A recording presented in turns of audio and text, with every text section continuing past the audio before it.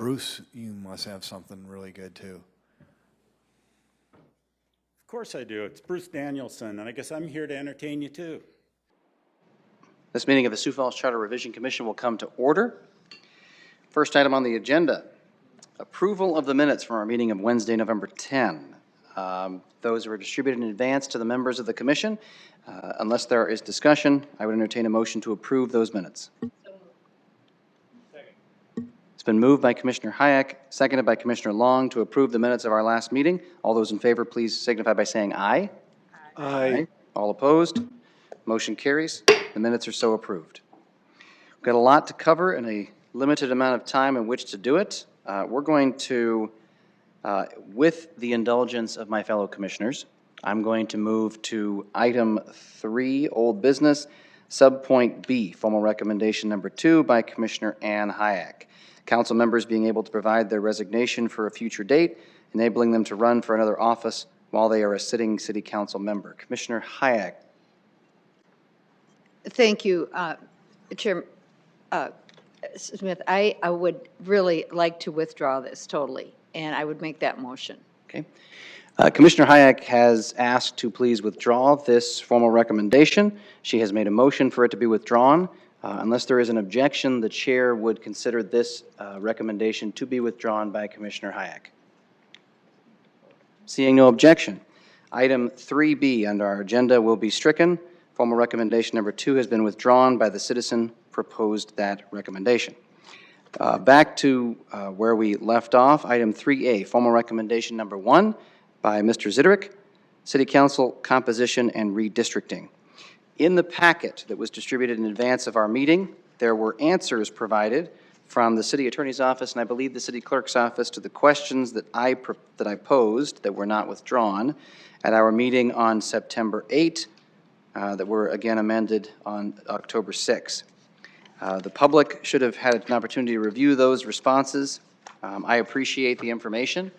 Unless there is an objection, given the fullness of our docket this evening, the chair does not intend to read those. If anybody would like to comment on them or ask for follow-up or clarification, you are welcome. And certainly during the public input portion, any member of the public may provide further comments or clarification at their desire. All right, seeing none from the members of the commission, Mr. Ziderick, sorry, did you have any further comments on formal recommendation number 1? If not, I will then turn it over to the members of the commission so that they can ask questions that they might have for follow-up. Anything further?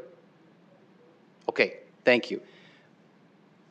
Members of the commission, we are charged with taking definitive action on formal recommendation number 1 from Mr. Ziderick.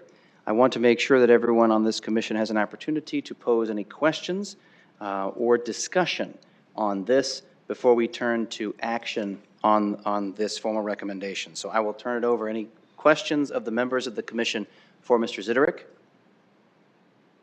Commissioner Zylstra. I think I recall that we had a similar type question, at least informally brought up the last time we went through this.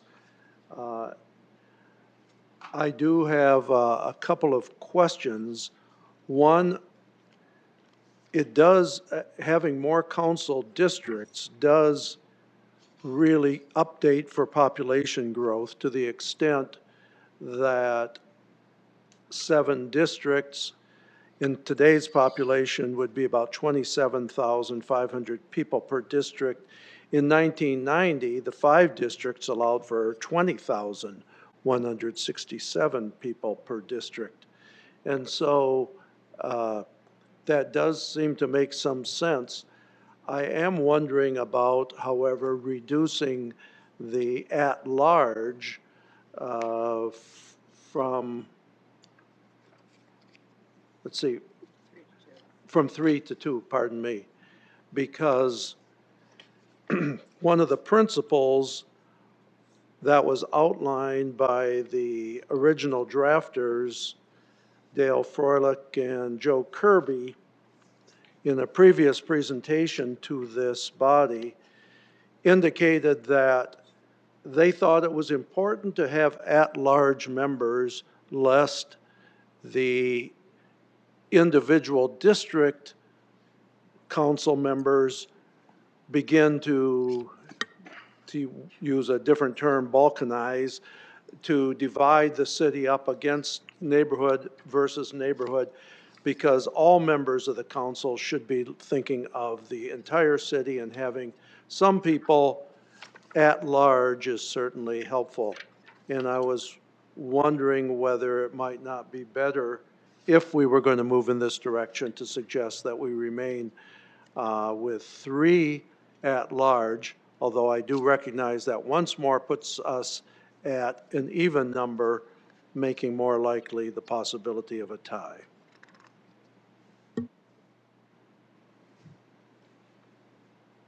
Mr. Zitterig, do you wish to respond?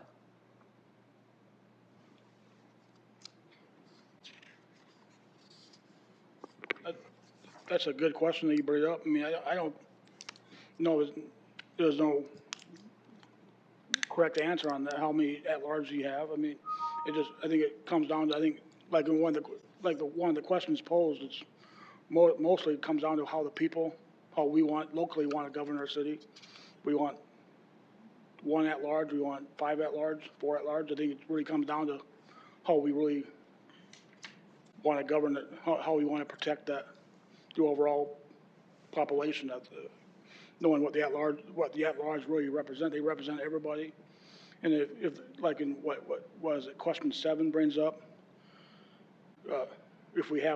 whether we have 7 districts versus 9 districts or 5 districts, you want to protect, you really want to protect the majority from one small base part of our population. So I mean, whether it's 3 or 2, I mean, it really doesn't really matter. I just kind of posed it that way, as to kind of have an odd number of districts. And I think, in my opinion, you got the mayor as at large, and you got 2, whether you have 1 or 3 or 4 at large extra members.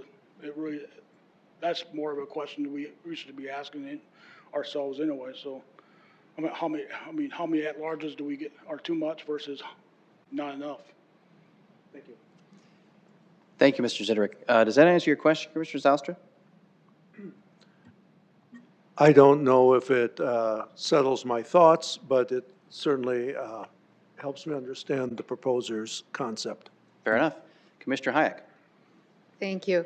I'm going to refer back, and again, I thank you for your work, because I think you're there with everything that needs to be done. However, in section 6.02, council districts and adjustment of districts, this, we've spoken to you about this before, that the number of districts are actually set by this, but there is a provision which would, following each decennial census, this particular commission that is set up, and it's not us, but it is a districting commission, will look at it and make a determination as to whether or not there needs to be a change in the current districts. And if you go over to Section D, districting plan and criteria, that in preparation of its plan for dividing the city into districts for the election of council members, the commission shall apply the following criteria, which is to extent practicable, shall be applied and given priority in the order in which they are herein set. So the districts shall be equal in population. I'm not going to read to everybody because it can get boring and they can go look at it. I'll cite this section. But this is very, very well addressed within the current charter. So I appreciate all the work you've done. I think it is wonderful. But I cannot support a change when we already have a commission, which is not us, that is charged with this particular duty. So unless I'm missing something, please correct me on that. Thank you. I think all I would add to that is, does the charter, if you read section 602, which the one that puts the firm 5 at, does that? I think the question you should be asking is, does the charter allow for the district commission to actually add and subtract districts where they feel is necessary? We could have a city attorney, but it says the effect of enactment, but it's my understanding that they can enlarge as needed because they need to be equal in population and that no such deviation may exceed 5% of the average population. They will, new city council districts and boundaries as of the date of enactment shall supersede previous districts. And there is nothing in here that I am seeing that precludes or bars them from having any additional. And I don't know, I would call on our city attorney. I have not parsed it as well as I should have probably to answer that, but there are to be 5 districts, but then they're to look at it and to readjust. So it's my understanding, and again, I'll let Mr. Koistra chime in here, that the charter sets the number of city council districts. Those are determined by the charter, and in order to change the number of city council districts, we would actually have to amend the charter. One question in my mind would be, as with some of the recommendations we've already voted on, would an amendment to this section of the charter to change the number of city council districts constitute an actual amendment, or would it constitute a substantive revision which would redesign the focus of state government, which again has been an issue that's been litigated by our South Dakota Supreme Court in the last year? So I think, yes, the charter sets the number of districts. Commissioner Hayek is correct by my reading. This empowers the redistricting commission to enlarge the districts as necessary in order to keep the number specifically at, I think it's 5 districts, and then how many at large? 3. So a total of 8 districts. To keep it at a total of 8 districts with the understanding they shall be as roughly equal in population as possible. So Mr. Ziderick's proposal is to amend the charter to change the number of districts to take into account the growing population rather than simply increasing the size of the existing districts and removing the boundaries. Am I correct? Yeah, that's kind of what I thought, to increase it, change the charter to just affect the population change. And then I think it was Carl, I think he brought it up last time. I mean, another thing I thought you could, we could, instead of placing the number at 5 or 7 or 9, you could easily just, was it 602, put the council shall be having an evenly number of districts, with each district setting the population rate. But that, I mean, there's a number of things you can do, but yeah, under my proposal, it would change it from 5 to 7. Mr. Chair? Commissioner Hayek. Yeah, and I hear what you're saying, but I'm also seeing that within this particular section, the commission, the redistricting commission or the districting commission is actually charged with the duty of looking at the census and getting together a plan, and that plan would go to the city council. And I know that it does say, as we start this particular, there are 5 city council districts, but because they are the districting commission, composition, appointment, terms, vacancies, compensation, I'm wondering if they couldn't bring to the city council a plan that would enlarge. Or are they precluded from doing that? So so the primary section, in my opinion, that answers your question, Commissioner Hayek, would be section 6.02A, right at the beginning. Right. There shall be 5 city council districts. That could not be changed except with an amendment to the charter. However, I think you're correct. The commission for redistricting has the power to enlarge those existing districts and change the boundaries in order to keep all 5 of those districts as roughly equivalent in population as possible. So what Mr. Zitter is asking is for within this provision to actually allow for an enlargement if this districting committee would find it appropriate. I mean, is that another way to look at this? I mean, we can put it on the ballot and enlarge it and do it ourselves, but I guess what I'm looking at is we have a districting committee that is looking at the districts and where they're at, and so can we possibly somehow afford them that particular job of advising to the council in the event that the districting committee would find that it is appropriate to I'm parsing words right now, but it is appropriate to enlarge the number of districts in the city. Their plan shall encompass that proposal, and in so doing, have an equal distribution of districts within the city. No, and that will be approved by the council. So real quick to address your question, Mr. Hayek, if you'll, so Mr. Ziderick's proposal, redlined, is in our packet. It proposes amendments to two sections of the charter, section 2.02 and section 6.02. It would definitively, well, it would put on the ballot an amendment to section 6.02A and specifically change that from there shall be 5 city council districts to there shall be 7 council districts. So as I read Mr. Ziderick's proposal, and I would welcome his comment on this to correct me if I'm wrong, this would be an amendment to set the number, not to give the discretion to the redistricting commission. Commissioner Zylstra? Thank you, Mr. Chair. It strikes me that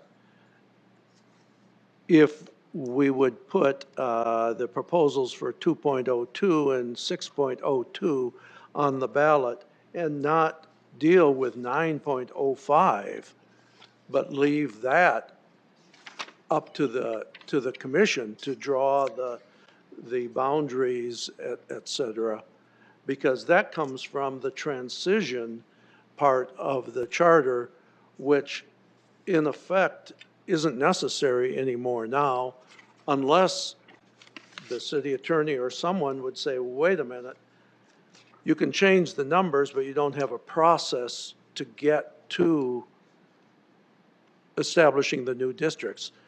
I think Commissioner Hayek, from my reading, is correct. The districting commission can design and establish those. So if we would go, if we would propose, and it would be adopted, 2.02 and 6.02, which is simply to increase the number and then drop any references to 9.05. That, I think, would solve that problem, at least as I'm reading it, but I certainly would welcome some input from the city attorney or the city clerk, for that matter, who may be available if necessary.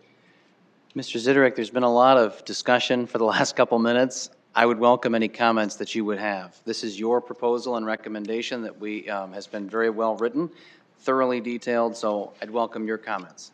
Yeah, I mean, it's all been pretty good discussion. That was my intent to bring it up the whole time. Is I'm not urging you to put it on the ballot or nothing, but this is actually the conversation we should have more often. I mean, what powers does the districting commission have? Can they add districts and add districts or not? Based on how the charter is written, in my opinion, I'm not a lawyer, but in my opinion, you would have to change the charter to add more districts. But I can see how the district commission can actually make that recommendation. But I think, and I kind of like the direction Carl's taking the conversation as well. I mean, there's multiple ways you can do it. I mean, you can set the council districts at 5, 7, or you can just set the number of residents you want per district and let the district commission take it from there. And that's how I kind of looked at that. For purposes of our business, I just want to clarify a comment you made, and it goes back to some comments I think you've made before. So for purposes of clarifying for the public, are you asking the Charter Revision Commission to place this on the ballot for vote in April by the city? No, I'm not pushing on actually this ballot, other than create the discussion going forward. Okay, that's perfect. Thank you. And I would ask, I think you brought forward, as I said before, a wonderful idea, and in making this a living document then, I am reluctant to set the number of districts, to make any determination as to what is there, since we already have in place a districting committee. But if you would be favorable to the idea of allowing the districting committee the authority to enlarge the number of districts as they determine based on population, I think I could be very supportive of that. Yeah, I mean, like I said, that's the discussion the district commission should be having all the time. Like this last fall, the discussion was the central district. So Then I would ask do you want us to take action on this now, or would you like us to encompass something different for the next meeting, or what would you like? I'm gonna leave that up to you, other than, I would love to see the discussion expand forward as much as possibly can. I mean, create that discussion, whether you send a report to the city council and have them look into it more. I mean, but I think for the purpose of public discussion, I think this type of discussion should be ongoing over the next 10 years. Commissioner Zylstra. Thank you, Mr. Chair. I agree with some of these last comments. This is a very interesting, I think, an appropriate discussion to be having. And this commission does have a precedent of doing further research of the questions, such as Commissioner Hayek has brought up about what's the relative role of the districting commission. Would it be better to approach it through empowering the districting commission to make recommendations? So I don't know the exact motion, but we have had those kinds of discussions in our off year. And perhaps in a meeting during the coming year, which is not an election year, we could pursue some of those kinds of questions and research it and have it ready to at least come to a firm decision in the next cycle for the next ballot. So I don't know the exact motion, but it sounds like that's in keeping with what the citizen who's proposing this has in mind. And I would be supportive of doing that, but I'm not sure exactly how we go about it. For purposes of this recommendation, we will need to take definitive action to either not place it on the ballot for 2022 or to place it on the ballot for 2022. Now, Mr. Ziderick, I will say very clearly, nothing will prevent you from coming back in an off year, 2022, or in 2023 when this commission reconvenes for formal business for the 2024 municipal election. This conversation can continue. The new chair of the Charter Revision Commission beginning in 2022 will be welcome to oversee those proceedings. I'm term limited, so will not be here for that, but I do think it's a discussion worth having. So the chair would entertain a definitive motion on formal recommendation number 1. I would move that we do not place the items by Mr. Ziderick on the ballot in 2022. Supported. It has been moved by Commissioner Hayek, seconded by Commissioner Zylstra, that the Charter Revision Commission not recommend formal recommendation number 1 for the 2022 municipal ballot. Further discussion on the motion? Okay. Commissioner Long has called the question. All those in favor of the pending motion will please signify by saying aye. Those opposed, nay, and we'll do roll call vote so that all of this is open to the public on how everybody voted. Commission members Dykinga? Aye. Hayek? Aye. Long? Aye. Smith? Aye. Zylstra? Aye. It has been so moved. Mr. Ziderick, I would thank you again and encourage you to please bring this back for further discussion and exploration by future Charter Revision Commissions. Thank you. Moving on from item 3A, we're now on 3C. List of formal recommendations for revision to the Sioux Falls Charter that has been maintained. At this point, the Commission has taken formal action on number 1, 2, 3, 4, 5. That leaves on our list of formal recommendations items 6, 7, and 8. That concludes, unless there's any further discussion from the Commission members on old business, concludes old business. We will now move to new business, item 4A. We'd welcome back Mr. Ziderick for discussion of formal recommendation number 6, City Council action on budget, adding review steps if the council fails to adopt the by September 30th. Mr. Ziderick, you have the floor. Keeping me busy this week. Yeah, this was just, I didn't expect you guys to bring it back that soon, but that's just an idea I had that kind of, as you read this, understand the charter a little bit and you understand how the governing process works.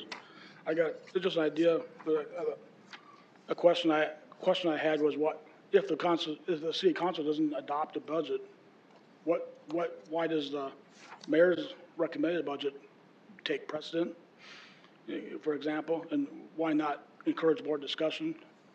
Or why not bring the two sides back together for an extra discussion period to try to let the council kind of create their own budget. If they can't agree to it by September 30th, give the two sides, the mayor and the council, a chance to kind of work out some differences and see over like a 20-day period and kind of see what kind of agreements they can come up with. Like, for example, during the last budget, Councilor Starr had an idea to lower the property tax $800,000.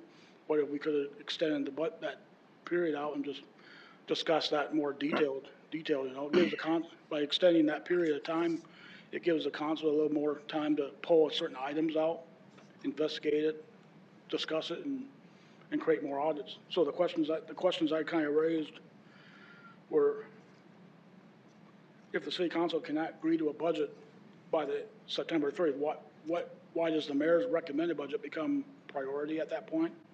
2, would allowing the mayor's recommended budget actually in fact give the city a little more power to just adopt any budget?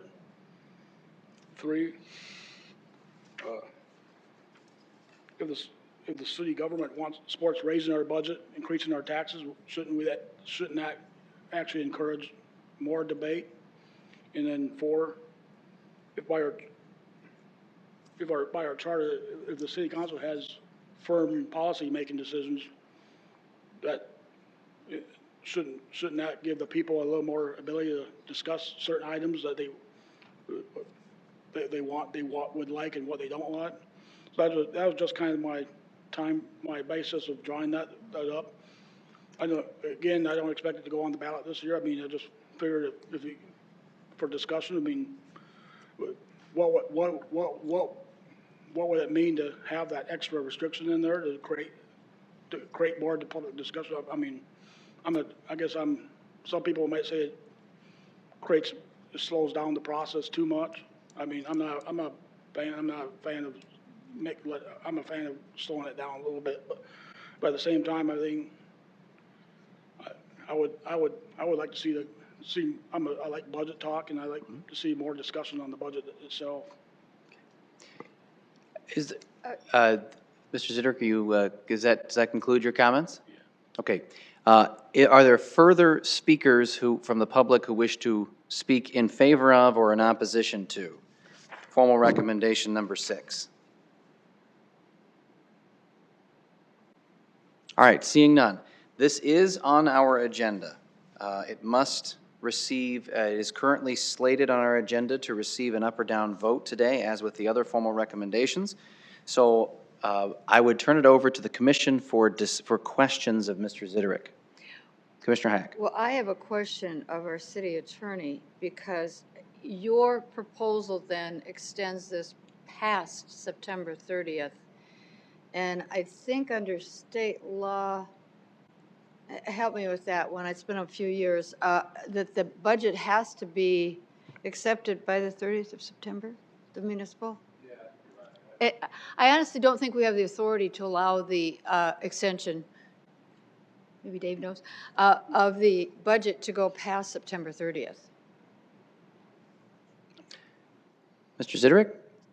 The state law says, I guess, to make this work, I guess we would have to change the dates of when the council approves the budget, I guess. But yeah, it was just a thought process I had, a great discussion. Fair enough. I thought. So it sounds like, for purposes of discussion, you would be amenable to changing your formal recommendation to, instead of saying it can be extended past September 30, to simply moving up the date by which the council must make a decision, and then your process from that point forward would simply run from whatever that date is through September 30. Sure. And then the assumption, correct me if I'm wrong, the assumption would be if the city council and the mayor's office cannot come to an agreement on a joint budget, that as of September 30, the final deadline, the budget for the prior fiscal year would be copied and pasted for the new fiscal year. Is that correct? Yeah. Okay. Commissioner Zaustra. Thank you, Mr. Chairman. Well, Mr. Zederick, do you believe this is as good as you're going to be able to get it, or would you like more time on it in light of these kinds of questions? As far as drafted it, Yeah, I mean, are you ready for us to vote this up or down right now? I mean, we will vote it up or down, but do you think it needs more work from your point of view? in my opinion, is always, you can always use more time to discuss it and change it and stuff like that. So it's a matter of how fast you want the process to go. I mean, that's. Because the only legal question I have is, under home rule, can't we set our own budget schedule? And I don't know the answer to that. I think we can do pretty much anything that doesn't violate the Constitution. And but on the other hand, there may be deadlines that the state has for getting into their process of appropriations, and so I have no idea of any of that. So I don't see a problem with this schedule. I am not real thrilled with the system, but I like the way it is. And I'll say more on this, I think, in the future, in an upcoming proposal. We have what has sometimes been called a strong mayor, strong council form of government. There aren't many models for it. It's been an interesting learning experience for me to see how this goes. And it seems to me that this is a wonderful way that was designed into here to hold the council's feet to the fire. Yes, they have to approve the budget, but if they don't get their act together and approve the budget, then the mayor gets to do it. And so I think that balances that strong mayor, strong council tension. So I'm not inclined to move this forward. I think it undercuts one of the principles of the charter, which is to keep that tension between the mayor and the council. So I'm not inclined to move forward on it, but if you think you need additional time, I would certainly be in favor of asking whatever questions we need to of the city attorney as to deadlines. Mr. Siderick? No, I mean, that's okay. I mean, there's two ways to look at that. I mean, you can vote it down, and they can always bring it back next year, and I can keep fine tuning the proposal as it goes on, or you can vote to table it, and then we can just keep the discussion going forward. I mean, there's different aspects to continuing the conversation. Further questions? All right, seeing none, thank you, Mr. Siderick. Appreciate your time as always. The chair would entertain a motion on this formal recommendation. Mr. Chairman, Commissioner Zaustra. I move that we do not place item 6 on the ballot. It's been moved by Commissioner Zaustra, seconded by Commissioner Long, that this Charter Revision Commission do not place formal recommendation number 6 onto the 2022 municipal ballot. Is there further discussion?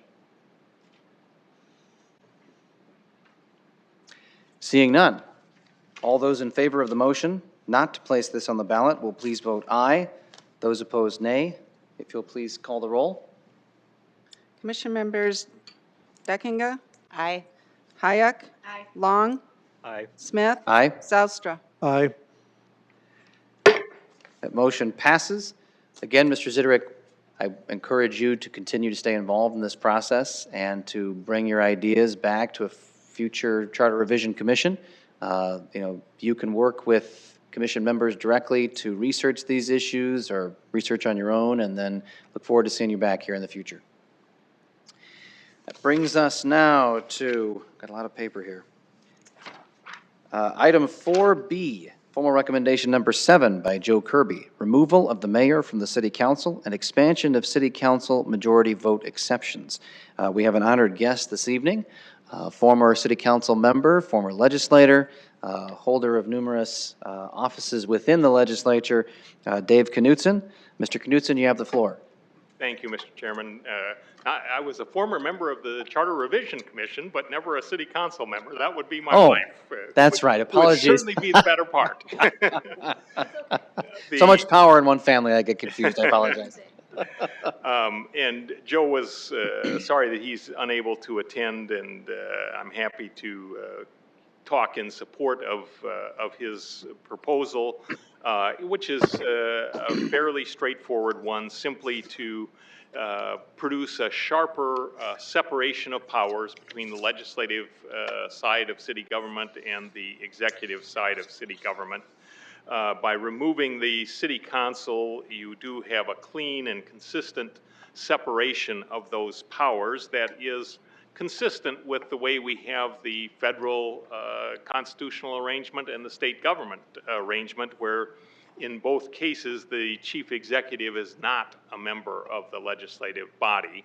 There is some analogy, I suppose, in our chief executive being analogous to the vice president or lieutenant governor with regard to the Senate.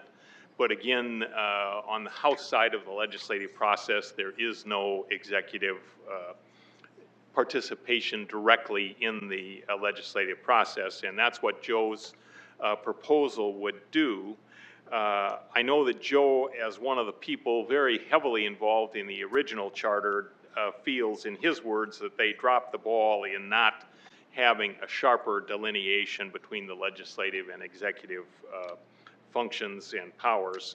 And I think it's the result of this is really, again, just eliminating the mayor from presiding over the commission meetings and in tie votes. The veto power remains the same. The special powers the executive has on budget issues, just as you talked about, remains. The mayor still has control of the city staff that allows the mayor to make proposals and to support proposals very easily. I know as a former chief of staff to South Dakota's governor, it's a huge advantage to have the facts and figures of a large staff at your fingertips. So I don't think this has significant impact on the ability of the mayor to explain and produce proposals for adjudication by the council. And so I would be glad to try and answer any questions, but again, I think it would align the mayor's role with regard to the legislative branch as similar to the U.S. president's and our governor and essentially every state's governor. I would note one thing in section 202C, in Joe's drafting of this, I see the word chairman is used a couple times where I think perhaps modern usage is more just simply chair. But with that, again, be glad to try and answer any questions any members of the commission might have. Thank you, Mr. Knutson. Any other member of the public wish to offer comment, pro or con, on this proposal? Mr. Ziderick, welcome back. I find this one pretty interesting also. You know, almost you can put this one side by side with, you can put this one side by side with my proposal. It almost does the same thing. I mean, do you want the mayor on the council? Or you want to take the mayor off the council? I mean, if you look at my proposal, where we have, if you would have take the mayor's vote away, you'd almost have the same type of vote anyway. But, so, I mean, I would encourage more discussion on this topic as well, as far as what's the best way to go. I don't know if the best way to go is to remove the mayor is the right answer, but I think, just like my proposal, I think I would encourage more discussion, and I would urge to move it forward to to a meeting by itself. Thanks. Further public comment, pro or con? Welcome, Ms. Lust. Hi. Yes, I'm Miss Lust. I'm actually presenting on the next presentation.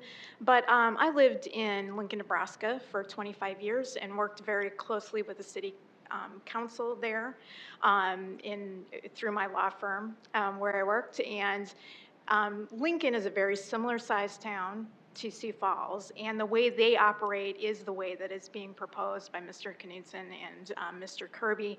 The mayor is not a member of the council, but retains all veto power and has a strong executive presence in Lincoln. So I would be in support of the proposal as presented by Mr. Kirby and Mr. Knudsen. Thank you. Thank you. Further public comment, pro or con, on formal recommendation number 7?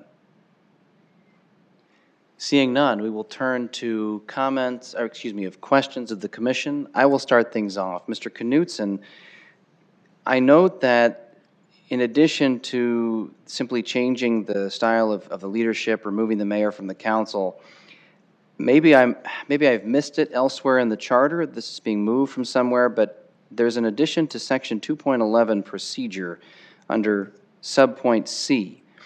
This seems to create also a new exception for procedure saying that issuance of bonds shall be valid and binding only if adopted by the affirmative vote of 6 or more members of the council. I think that's new. I'm hoping you can offer some comments on where that's coming from, how it's germane to the issue of removing the mayor from the council, and then what the reason is why that's coming forward.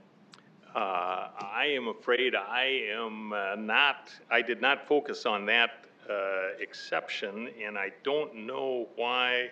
Obviously, that's a 2/3 vote requirement for the issuance of bonds, and I don't know if there's been a recent South Dakota constitutional amendment that would have triggered the need for that. I know there have been some amendments in the last decade or so that have produced sort of extraordinary majority requirements for tax increases, but I'm sorry, Mr. Chairman, I cannot help explain that. That's quite all right. Mr. Zoustra. Mr. Chairman, boy, I hate to put some words in Mr. Kirby's mouth, but this looks familiar. This looks like the document he submitted last round, where he specifically did ask us to change the bond issue. I notice it also strikes the eligibility section, which was actually addressed in a charter revision that we brought forward. So my presumption is the current proposal is only 202B and C. Okay. But you know, again, I can't speak for Mr. Kirby. And that's why the chair would have concerns with the red line presentation before us, because Mr. Kirby's comments in his letter clearly indicate that he proposes changes to 2.11 among others, and he has listed this change as being in there. I agree with you, Commissioner Zoustra. It does look like this may be the same proposal that Mr. Kirby brought forward our last round 2 years ago, but without Mr. Kirby being present to answer questions and offer input on whether and to what extent he would want his red line proposal to be changed before we vote on it, I would just have some concerns with that. I appreciate Mr. Knudsen being here, but that's just the one thing I wanted to raise. I'm not saying I'm opposed or pro or con because that's still in there. It just didn't seem to be germane to the specific comments Mr. Kirby made in his letter. Further questions? Commissioner Hayek. Thank you. Dave, I have a few questions. So what is the mayor's role through the council meetings? Is he or she present for those, or? I would assume if they were not a member of the council that they would probably not attend on a routine basis, but on important issues, would perhaps present as an advocate a particular proposed ordinance or resolution, the same as a governor, for example, might do in the state legislature. And so I wouldn't, actually the change in section 3.05, I think, excuse me, that's the emergency. I think the language in C, that it contemplates that the Well- council chair would be the presiding officer in all council. And Yes. I did do some research in regard to, I know you've likened this to state legislatures and our federal government. However, most larger municipalities have a mayor-council form of government. And the access the citizens have to the mayor actually is through that process. In other words, the meetings that we have now, I can't imagine how, I mean, you can get to the mayor, I can get to the mayor, everybody here can probably get to the mayor if they need to. But what about the people, that's their only access. So how do they have contact with the mayor? Well, I think that mayors would probably react to this in part by perhaps having formal listening sessions. I mean, again, South Dakota is basically a pretty small state. The governor does not have, people get access to the governor through one organizations have good access to governors. Governors are generally accessible, even to common citizens, I would say, without any special ties. If you call and seek a time to visit with the governor, I think your chances are pretty good, or at least used to be when I was familiar with things. And I think mayors would react by making times available for the public. Do you see any downside at all to this if we were to put this change forward? Not really. I think amongst other things, it does reduce some of the time pressures on the mayor. We would have time for more citizen interaction that would be less structured necessarily with the formalities of a council meeting. And as I said, I did quite a bit of research while I was short, trying to figure out, and so many of the municipalities out there do actually have the mayor-council form. The mayor is part of the council and the people are there. I know Lincoln is different, but many of them do have the mayor present. So it's one way, half a dozen. However, I'm troubled always with changing the basis of our government by anything this commission does.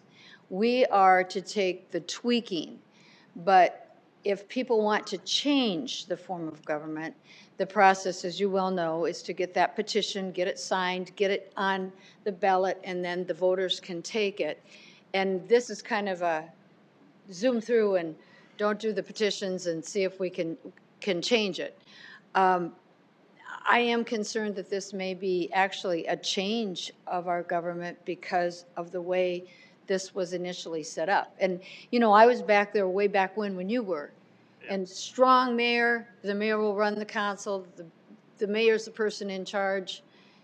That seems to be changing, at least in my view or the public's view, by this proposal. Yeah, and I would say if the council wanted to take the next item on your agenda, or commission wanted to take the next item on your agenda before making final disposition of this, I would try to contact Joe and find out if the eligibility and the bond sections of this are critical in his mind, because they do seem to encompass different issues than what he and I talked about. And I'm assuming that he's probably watching this, and so I think I could probably get an answer in fairly short order if the commission wanted to take the next item and defer final action on this. And that was going to be my question, Mr. Knutson, was whether you were authorized to speak on behalf of Mr. Kirby to accept or propose revisions to formal recommendation number 7, and then if you had any to offer. Unless there's an objection from any of the other commissioners, the chair is willing to grant you the latitude. We'll take up Ms. Lust's proposal. Okay. And then you can see if there's an opportunity to speak with Mr. Kirby. Okay, Thank you. We will temporarily hold formal recommendation number 7 and move on to formal recommendation number 8 by, hope I'm pronouncing this right, Janelle Lust, for addition of some language to section 6.01 of the charter dealing with ranked choice voting. Ms. Lust, you have the floor. Hello, I'm Janelle Lust, and I'm a resident of Sioux Falls.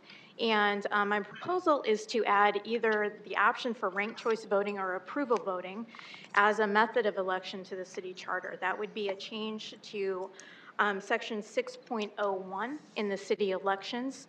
I saw that as part of the packet, you all received my PowerPoint presentation, so I'm not going to go over it in detail.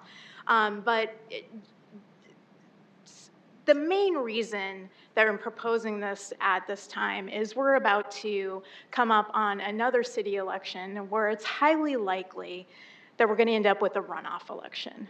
And runoff elections are problematic for several reasons. The first reason is that every time we have a runoff election in the city, it costs the taxpayers about $80,000. The second reason they're problematic is the runoffs follow so closely in time to the original election that it causes problems for absentee military overseas voters to be able to participate in the election. When there's a runoff, they don't have enough time to, from overseas, request the runoff ballot, get it, and return it in time for it to be counted in the election. So you're really, when you have a runoff, you're disenfranchising overseas military voters. The other problem with runoff is there's a big drop-off in participation for most runoffs. People have voted for their favorite candidate in the first round, and when you get to the second round runoff, if their favorite candidate didn't get through, they're not all that likely to come and vote for the second round.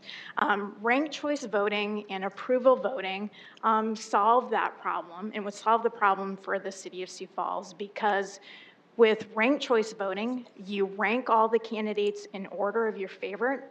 The person who gets the least amount of votes, if nobody reaches a threshold of 50%, is then eliminated, and their votes are reallocated to the person's second choice, and on until somebody passes the 50% threshold. With approval voting, which was recently adopted by Fargo and used quite successfully in the last election, people just vote for everybody on the ballot that they approve of. And the person that got the most approved votes is the winner. So if you only like one person on the ballot, you only vote for that one person. If you like two people and hate the third person, you vote approval for the two people on the ballot that you like, but you don't vote approval for the other person on the that you don't like. Fargo adopted this system of voting because they were having people elected to their city council with maybe 25% to 30% approval rates based on the plurality voting that they were using. So ranked choice voting has become more and more popular all over the country. It's being used in several cities, including 23 in Utah, 7 in Minnesota. Maine and Alaska use it statewide. Several states use it for overseas and military voters to help solve with some of those problems with them being disenfranchised. And so it's just a really good option and a better way of voting. And so I would like to propose that we amend the charter in the way I recommended earlier. Thank you. Okay, thank you. Further comments from the public, pro or con, on formal recommendation number 8? All right, seeing none, the chair would turn it over to members of the commission for questions of Ms. Lust on ranked choice voting. Mr. Zastra. Thank you, Mr. Chair. Counselor, in your research, have you come across anything in current state law that prohibits, or, I mean, that outlaws ranked choice voting? And I say that because this, again, 2 years ago was brought before us, and I did double-check the video on that one. The person who presented at that time said they wanted to put it in there to remind the city that it was a possibility under home rule.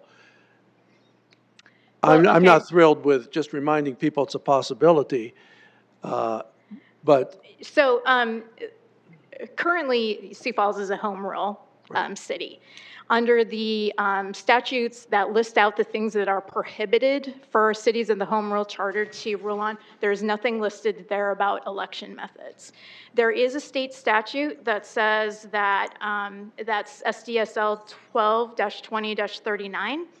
It says election by plurality, and except when otherwise specially provided in elections for the choice of any officer, the person receiving the highest number of votes for any office shall be deemed to have been elected to that office. In my mind, that does not prevent ranked choice voting. And the reason is, first of all, the introductory language in that first sentence, except where otherwise provided. We're a home rule charter city. We can otherwise provide how we're going to elect someone. And there are municipalities in South Dakota that are already using different election methods than plurality vote because they were forced into it because of discrimination. So I believe the school boards in Martin, South Dakota, and Sisseton, South Dakota had to use cumulative voting, which is different than plurality voting because of litigation brought against them. So in my mind, that statute does not prevent the use of ranked choice voting. could I have a follow-up Zoustra? question? Absolutely. The follow-up question would be, if it's not necessary to be in the charter in order for this to become our practice, because this is a permissive, not a prescriptive wording that you've presented, why would we put it in the charter? The group here knows that that's one of my things is, don't put things in the charter that don't need to be in the charter. Well, by putting it in the charter, you get this citizens of Sioux Falls to be able to vote on whether that's the way they want to conduct their elections. But that's not the wording, right? The wording makes it possible. No, I mean, by proposing this change to the charter. I think it needs to be in the charter so that we are not in a situation where every election we try out a different method of voting. I think we need to pick the options available and have it defined under the city charter. But Ms. Lustin, I had the same question as Commissioner Zoustra, so I'll just clarify a couple of things. First, can you confirm that currently the city of Sioux Falls, the city clerk's office, could use ranked choice voting for our elections now under state law? My reading of the statute says yes. Okay. Now, whether somebody else might have a different opinion on that, I don't know. Sure. And then the next question I think Mr. Zoustra has, as presented, the proposed amendment that would go on the ballot simply raises the options that instead of the standard way we have conducted elections, there could also be approval voting or ranked choice voting. So those options would simply be listed out in the charter. So that they're available should the council elect to use those methods. So it's spelled out in the charter that we can vote that way. So I think Mr. Zoustra's question is, if the city council for Sioux Falls wanted to use ranked choice or approval voting now, there's nothing that would prevent them either in the charter or state law from doing that. Is that right? I believe that's correct. Okay. So I apologize. I'm just trying to get to the main point. Commissioner Zoustra, does that answer your question? Okay. Further questions of the commission? Seeing none, Ms. Luss, thank you very much for your time this evening. We will now turn to action or discussion from the members of the commission on formal recommendation number 8.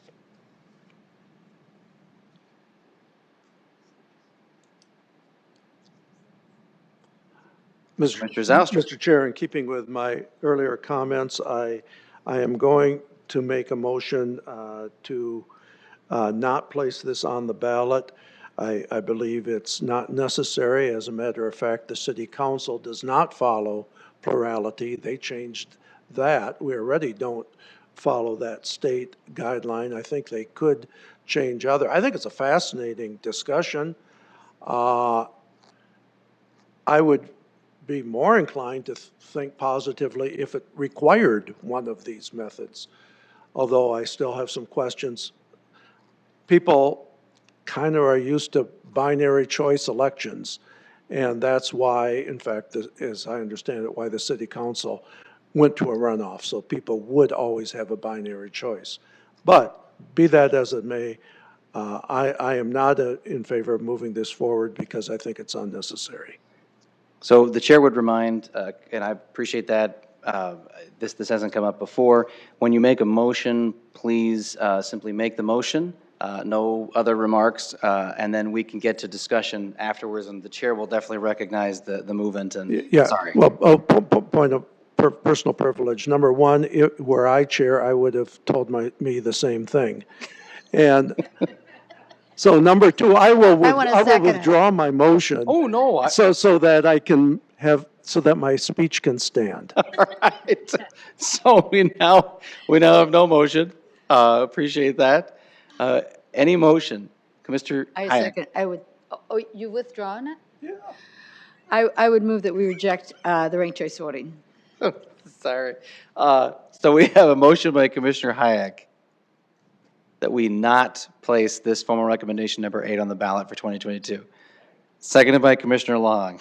With apologies to Commissioner Zylstra. Commissioner Hayek, comments on the motion? Thank you. I would echo Commissioner Zylstra's comments that again, we don't need to add to our charter items that are unnecessary, superfluous, and are already available. So that was the reason I would not support it. Further comments on the motion? Seeing none, the chair would just echo the comments that have been made. I think if this were a definitive requirement for the use of ranked choice and/or approval voting, either for all municipal elections or for military elections specifically, we would have some type of formal amendment to the charter that is being proposed. As written, this is unnecessary because it is already allowed. If our city council wants to use those methods of voting, they're welcome to do that, and I would say that that issue can be taken up with our city council. So we are now on the motion not to put on the ballot formal recommendation number 8. All those in favor, please vote aye, and those opposed, nay. Please call the roll. Commission members Deckinga? Aye. Hayek? Aye. Long? Smith? Aye. Zylstra? Aye. Motion carries. Formal recommendation number 8 will not be placed on the 2022 ballot. We will now return to formal recommendation number 7, and I would invite Mr. Knudsen back to the podium.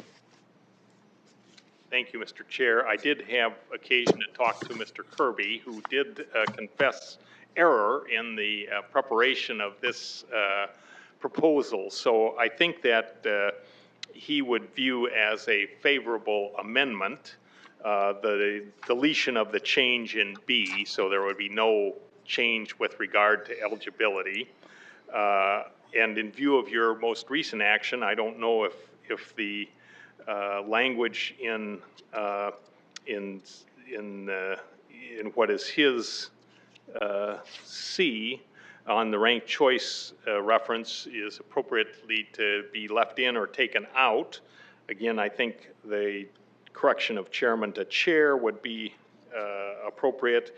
And then again, down in section 211, the reference to the 2/3 vote for bonds. So all of the changes in the exception portion should be deleted from his proposal. He did intend to provide a true limited proposal to take the mayor from the actual council membership and presiding over the council meetings, but not other issues as. Okay, unless there is an objection from any member of the commission, given that this comes from Mr. Kirby, who is the citizen who proposed formal recommendation number 7, the chair will consider as stricken from this proposal the change to 2.02B being deleted, the change to 2.02C and the first sentence being added on plurality or ranked choice voting. The new addition of 2.02C will be part of this, and then in 2.11C, exceptions will be stricken, the overstrike over accept will be removed, and then the words beginning with issuance of bonds in red line will also be removed from this proposal. Mr. Knudsen, does that? Correct. Okay, thank you. Are there any questions of the members of the commission? Mr. Commissioner Zylstra. I would move to to divide the question. I believe even the revised 2.02B is substantially different from 2.02C and 3.05.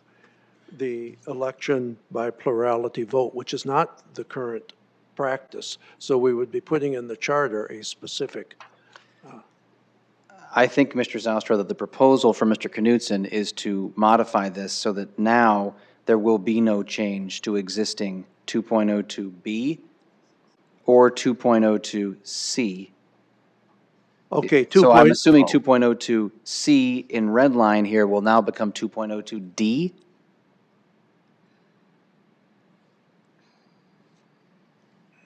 Yes, I believe that would be the correct designation of that. And then again, you might want to clean up the chairman-chair wording there in the leadership subsection D. My apologies for not understanding that it was not just the ranked choice voting that was being deleted. Sorry, it would not surprise me if I poorly phrased it, so no worries. Commissioner Hayek. Well, would it make sense that we hold off on action on this until we have a clean copy? I mean, I'm not quite sure what, so on the back, the temporary, mayor temporary unavailable, are we keeping that in then? Yes.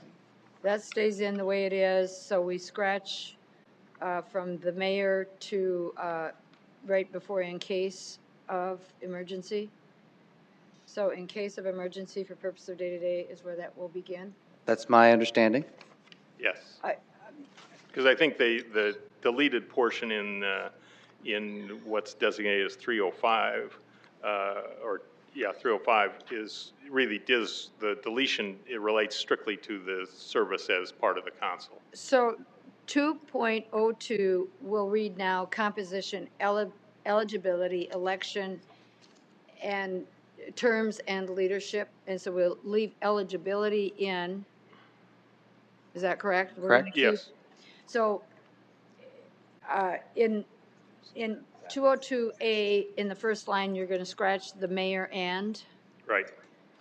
And then is there no proposal on this to then increase the council members to 9? Has that changed? No, there's no proposal to increase the members to 9. So we will then keep B where eligibility is put in and or stricken. That will now be reinserted to be voted upon? Correct? And then there'd be no change in the election and terms section. Okay. And then the leadership section would, I think, properly be designated as D. And again, cleaning up the word chairman to chair. And then in 211, the only change would be the deletion of the phrase, the mayor shall only vote as necessary to break a tie. You know, Dave, I'm still coming back to the fact that this is a bit of a change to our form of government. You're saying no, but yes, it is, because when you consider access for the public to the mayor, the council, I don't have any problem if Joe wants to get petitions and have people go out and sign them and put them on the ballot. But I feel like we're being asked to do something really of changing the form of government. This isn't a tweaking. This is a change. I mean, you're taking the mayor out of the picture. You're having people come to the meetings, mayors, I mean, for 2 years, they're going to say, where's the mayor? You know that. I know that. You know that. What happened to the mayor? I think it is a big change in the form of government. And I mean, we can argue back and forth, but I'm just telling you that is how I'm viewing this. Mr. Knudsen. Yeah, I guess I would take the contrary side of that simply because I suppose I'm maybe looking a little bit too legalistic on the actual powers, because I don't think this really impacts, you're really taking away the one ability to create a tie, to break a tie vote. But I don't think that's a particularly critical power, and also perhaps one that the executive should not be exercising within the legislative function. But so I don't know that this is a major change in the structure of government, but I understand there's a fair debate on that. Just said about tie. Is it a follow-up? Yeah, it's a follow-up in terms of, okay, so we aren't changing to 9. We'll have 8. What happens with the tie? Motions fail. And that happens in every legislative body that has an even number, or even in odd-numbered legislative bodies with a member absent. So it's pretty clear that the failure to get a majority is a failed motion. Commissioner Zaustra, do you have a question? No? Further questions? Okay. Mr. Knudsen, thank you very much for your time this evening. We will now turn to discussion or action from this commission on the proposal. Commissioner Zaustra. Yes, Mr. Chair, and this will be discussion, not a motion. I would recommend for the new members a video from the November 1, 2017 Charter Commission meeting that was recommended to Commissioner Hayek and myself last time as good background. It's about a 20-minute introduction by a couple of the framers of the Constitution, of the Charter, Dale Froelich and Joe Kirby. And I did rewatch that today in light of this, because I thought I remembered some things there. Well, I remembered some things they hadn't said, but some things jumped out. One was they were talking with a former city council member who was on the commission at that time, who was raising the issue of, is this comparable to legislative executive? And one person said, well, there are some legislative functions, but they're specific and they're limited. And then I thought even more interesting was at 8.54, 8 minute 54 seconds in, I came up with this quote. It is not comparable to state and federal legislative structure. It's more like a board of directors. And that was Joe Kirby who said that. So it seems to me we are talking, whether it's wise or not, it is a shift in the way it was originally designed. And that causes me some apprehension about moving it forward. Again, because voters could do that by petition, the city council could put it forward, but I think our body is to finesse the existing charter and the existing concepts. So I would think this would be quite a bit of change. The term board of directors as a model was used quite often in that discussion. And that's something I'm more familiar with personally than legislative. I've been chair of boards of directors. I've been CEOs reporting to boards of directors. And in every situation, whether the CEO was a member of the board, voting member of the board, or chair of the board or not, they never met without the CEO in the room playing a key role in the ongoing visioning of the group. So I think in keeping with the board of directors, if there's a motion not to move this forward, I will be supportive of it, but someone else can make that motion. Are there further comments or action from the members of the commission?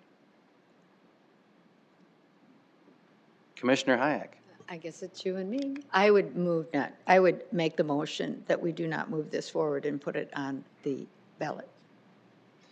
It's been moved by Commissioner Hayek that the commission not place this formal recommendation number 7 on the 2022 ballot. Seconded by Commissioner Long. Commissioner Hayek, discussion. I would just, I don't want to prolong this any further because I've said I do think it is a major change for the citizens of Sioux Falls, what they have, their expectations, what we would be doing. And we also know that if there is a push on, and this does get placed on the ballot, that those that are able to finance getting it in will have a lot of money, and the people that come to see the mayor at those meetings that get kind of old, long, will not. And I just think the people, this is the form of government they have. If you want to get a petition and change it, that's fine. But right now, I think status quo is what we have. Further comments on the pending motion?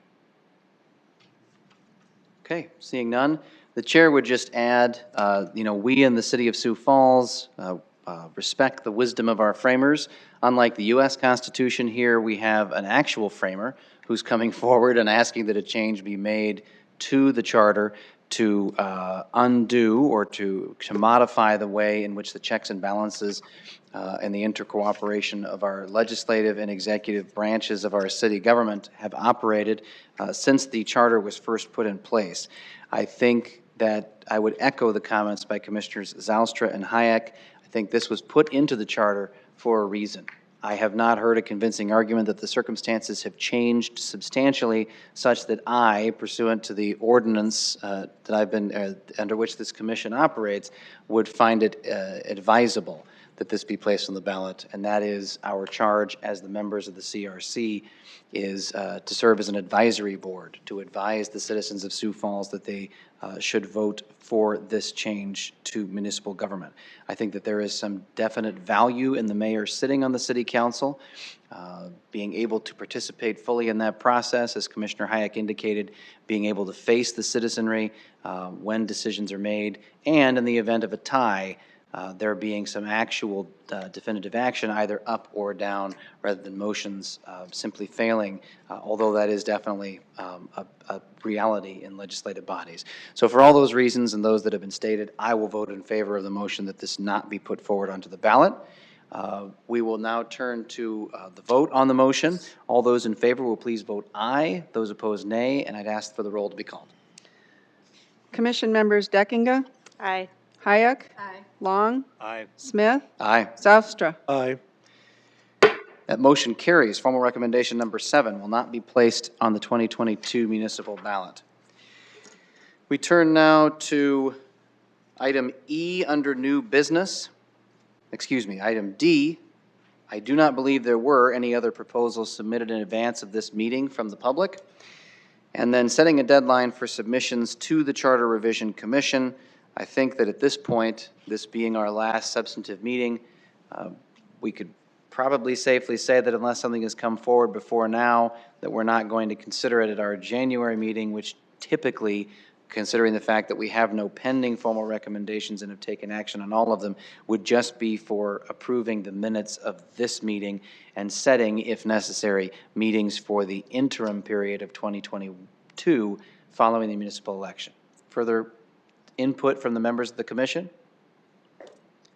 Okay, so the chair will say that that deadline is passed, that at the January meeting of this commission, we will not take up any substantive recommendations. However, if there is any interim business that this commission would like to consider, in 2022. I think my term expires around about the time of the municipal election, if not December 31.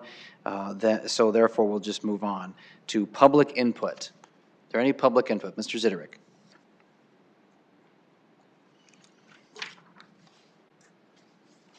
Just like I say, being part of this process the last couple months has been kind of exciting. I just thank you guys for your service.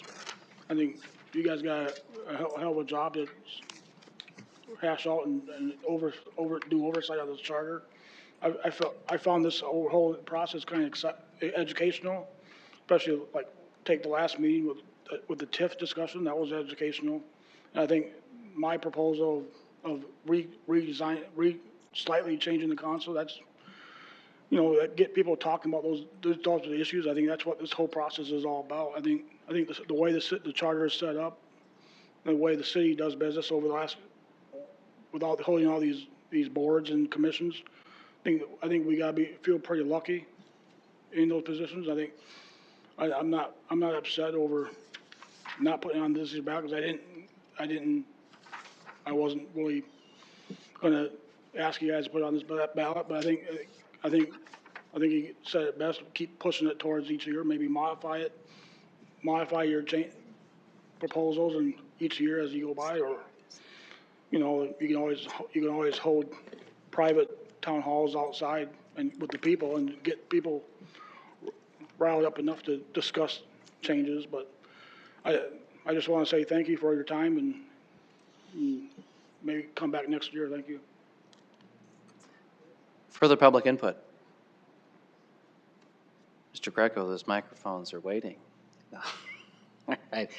Seeing no further public input this evening, we will now turn to item 6 on our agenda, open discussion from the members of the commission. Comments? I don't know, are you really term limited? Definitely, this is my last term, so whether that term expires under municipal ordinance in January or April, I'm not sure, but I think, yes, I'm term limited from the commission. Or has your term just run out and you are eligible for another one? It is my understanding, city attorney can answer, it's my understanding that people on boards and commissions of the city of Sioux Falls get 2 terms, and that's Sorry, it. we were caught up in another discussion, but based on what I caught, yes, you are term limited. Yes. With my apologies. I was working on it. Mr. Chair. Commissioner Zauster. So question, again, for the staff. When do those terms expire? Because Commissioner Hayek and I each have a term that expires also. This is our 3rd year already. We can look that up. There's a 4-month I think I'm 1 year long. grace period, for lack of a better term, after the expiration of the term. So Maybe. May 31st of 2023 for both. For both of us. Okay, thank you. Oh, thank you. I hope to get out of here. Okay, so we have clarification. My term will expire May 31, 2023, which would allow me to sit on the commission for any interim business between now and that date, but for the real substantive business in anticipation of the 2024 municipal election, which I believe is the next time we'll have one, my term would be expired. Apologies. It's not quite as soon as I thought it was, but it's, this is the last time I'll be able to substantively consider these kinds of proposals. Further comments from the commission? Okay, seeing none, the last item of business we need to talk about is the setting of the date for our January meeting. It's my understanding we need to have one to approve the minutes of this meeting. The first week of January. No, I don't believe we adopted one for January.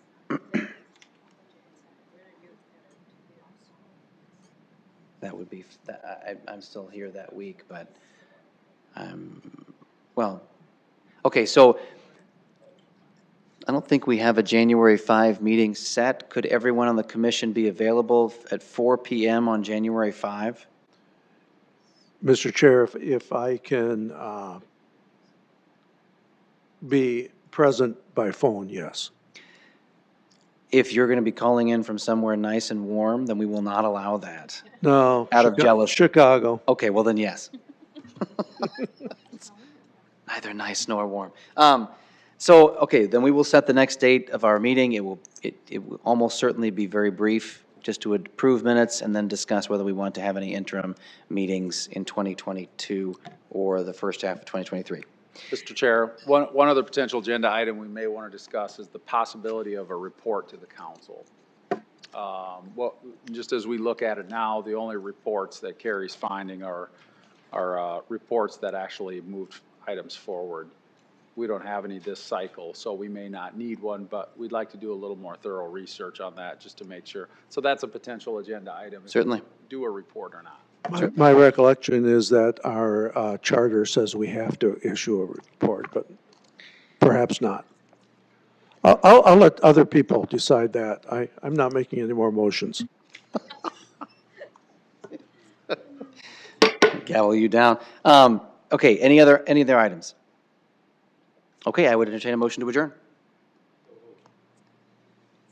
It's been moved by Commissioner Long that we adjourn. Is there a second? Seconded. All those in favor, please signify by saying aye. Aye. Aye. We are adjourned. Thank you.